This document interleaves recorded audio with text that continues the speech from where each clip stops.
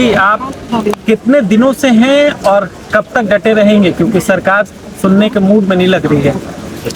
हम यहाँ पर 23rd से हैं और जब तक सरकार अपनी अकाउंटेबिलिटी तय नहीं करती, जवाबदेह नहीं होती, हम तब तक यहाँ पर हैं, क्योंकि सवाल पूछना हमारी ड्यूटी है और जवाब देना सरकार की।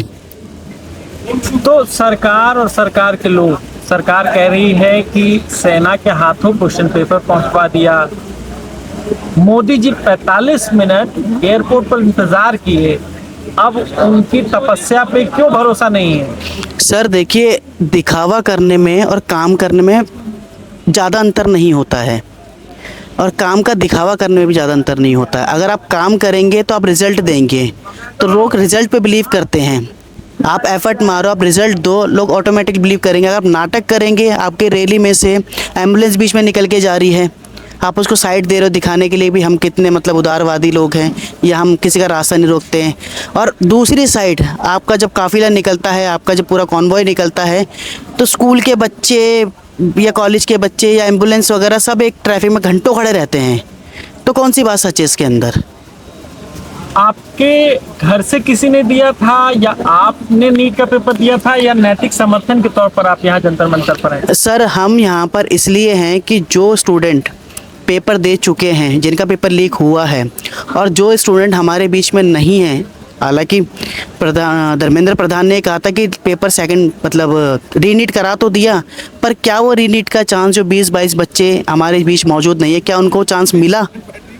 रीनीट कराना सॉल्यूशन नहीं है, लीक को रोकना सॉल्यूशन है। आप अपनी अकाउंटेबिलिटी दो, आपके पास एक बजट है, आपके पास पूरी टीम है, सिक्योरिटी सब कुछ है, तो ब्रीच कहाँ हो रहा है?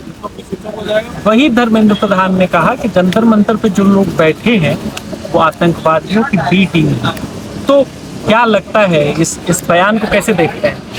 सर इस लोकतांत्रिक देश के अंदर एक सिस्टम है कि जो यहाँ का नागरिक है वो वोट देता है, और उस वोट से एक सरकार बनती है, ठीक है।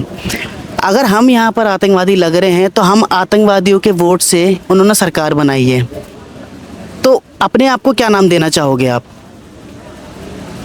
अच्छा, इसी जो नितिन नवीन है, भाजपा के राष्ट्रीय अध्यक्ष है, उन्होंने कहा कि ये जो जंतर मंतर पर बैठे ये वायरस है और इनसे निपटने के लिए जो हमारा कार्यकर्ता वही काफी है। देखिए, नितिन नवीन जी जो भी हैं, भाजपा के कार्यकर्ता है, जो भी कुछ है, इसलिए तो हमारा कहना है कि एजुकेशन बहुत ज़रूरी है। अगर उन्होंने एजुकेशन ली होती तो शायद उनके मुंह से ये बात नहीं निकलती।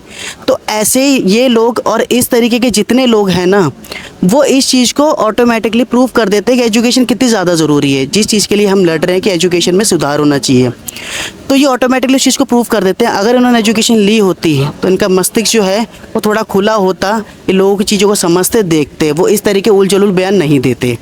आपने कहा नीट में जो 18-20 बच्चे मर गए, जिन्होंने आत्महत्या कर ली, वो पेपर नहीं दे पाएंगे, लेकिन इन्हीं 18-20 बच्चों की शहादत कहिए या मौत कहिए, इस पे देश के ना प्रधानमंत्री ने कुछ कहा, ना शिक्षा मंत्री ने कुछ कहा। तो क्या इतने संवेदनहीन हो गई है सरकार? देखिए, हमारी बात उन तक पहुंच रही है और सारी बात उन तक बिल्कुल पहुंची होगी। वो संवेदनशील है या संवेदनशील है, ये उनको खुद को तय करना है, क्योंकि जिनके परिवार से जो बच्चे गए हैं उनका दुख दर्द वही समझ सकते हैं। पर आपको कम से कम उनके प्रति सहानुभूति तो होनी चाहिए कि भी उनको आश्वासन दिया जाए, इस तरीके की चीज़ें करी जाए कि आगे से किसी बच्चे के जो आज तक हुआ है, किसी आगे से किसी बच्चे के साथ दोबारा ये सब चीज़ें ना हो। हम ऐसी व्यवस्था बनाएंगे, इस चीज़ का अश्योरेंस उनको देना चाहिए। उनकी जो भी अकाउंटेबिलिटी बनती है उसको तय करें, और धर्मेंद्र प्रधान अपना इस्तीफ़ा दे, क्योंकि आप जैसा नालायक इंसान जिस चेयर पे बैठा हुआ है वो उस पद का ही अपमान है। क्योंकि इतना प्रोटेस्ट होने के बाद भी महाराष्ट्र के अंदर टेट का पेपर लीक हो गया, उसके बाद जयपुर के अंदर पैरामेडिकल का पेपर लीक हो गया, आपका यूपी साइड है, बिहार साइड कहीं जो कॉलेजेस था इसका क्वेश्चन पेपर होना था, वो क्वेश्चन पेपर शायद बारिश के भीगे तो उन्होंने बाहर रोड पर फैला दिए। एक कोई कॉलेजेस था उसके अंदर क्वेश्चन पेपर के नीचे आंसर लिखे हुए थे, क्वेश्चन के नीचे आंसर लिखे हुए थे शीट के अंदर, और वहाँ का एडमिन स्टाफ बोलता है कि इस बात को बाहर मत जाने देना। तो ये क्या कर रहे हैं, ये जो भी यूथ है उसकी जो भी फ्यूचर शिक्षा व्यवस्था है उसके साथ खिलवाड़ कर रहे हैं। क्योंकि आप उस चीज़ को इतना कमज़ोर कर दोगे, क्योंकि ना बच्चा पढ़ पाएगा, ना वो कुछ समझ पाएगा, ना वो सवाल पूछ पाएगा। तो शिक्षा व्यवस्था बहुत ज़रूरी है। धर्मेंद्र प्रधान के इस्तीफे की मांग को लेकर के आप लोग पहले दिन से बैठे हैं, लेकिन धर्मेंद्र प्रधान इस्तीफा देने के मूड में नहीं है। कब तक चलेगा आंदोलन? देखिए सर, वो जिस पद पे बैठे हुए हैं वो इस्तीफ़ा दे के, इस्तीफ़ा एक अकाउंटेबिलिटी है। इस्तीफ़ा कोई ऐसी चीज़ नहीं है। पहली बात तो वो कुर्सी जो है वो अपने घर से लेके नहीं आए, उन्होंने खुद अपने उससे नहीं बनाई। ठीक है, उनको एक पद मिला कि आप इस पद को संभालिए और शिक्षा व्यवस्था के अंदर सुधार कीजिए। ठीक है, किसी भी इंसान को या किसी मंत्री के पद पे इसलिए बैठाया जाता है ना कि ये पद है, आप उसके अंदर रिफॉर्म लाइए, उसके अंदर अच्छे अच्छे रिफॉर्म कीजिए, जिससे जो शिक्षा व्यवस्था वो इतनी स्मूथ हो कि जो गरीब तबके का बच्चा भी है वो भी शिक्षा ले पाए जो अमीर बच्चे का ले रहा है। लेकिन हो क्या रहा है कि जो 1 लाख के आसपास स्कूल बंद हो गए, सरकारी स्कूल बंद हो गए। प्राइवेट इंस्टीट्यूट और प्राइवेट कॉलेजेस, प्राइवेट स्कूल जो है उनकी फ़ीस इतनी हाई है कि देश का जो गरीब तबके का नागरिक है वो अपने बच्चों को शिक्षा कैसे देगा? कोई दिन का तो कोई 1000 रुपये भी नहीं कमा पा रहा है, कोई 300 नहीं कमा पा रहा है, और फीस हज़ारों में है, कईयों की लाखों में है।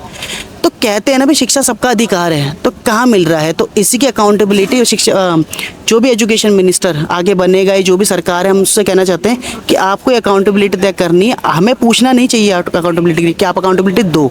ये उनके खुद का काम होना चाहिए कि हमने ये काम किया और ये हमारी रिपोर्ट कार्ड है, हमने इस स्तर पर काम किया और इसमें इस ग्राफ से लेकर उस ग्राफ तक जो भी डेवलपमेंट हुई, जो भी इंप्रूवमेंट हुई है वो उनको बतानी चाहिए।